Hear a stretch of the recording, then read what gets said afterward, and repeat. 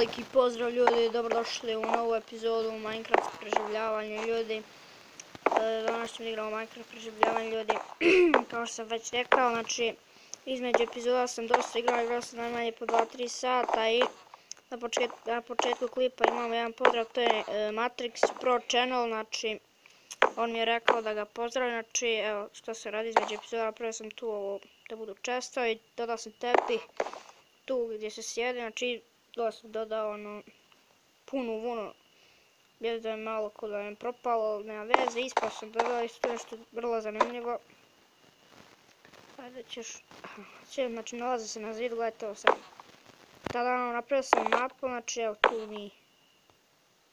tu smo mi. Vidite da sam napravio i farmu vita, to ćemo isto sada da pogledamo. Idemo. I dodao sam ovo ovako sa strane ovo lišće, znači svuda i konj. Ovako to izgleda, možda. Evo sve neki kokoške, sve se malo tu bilo jedno.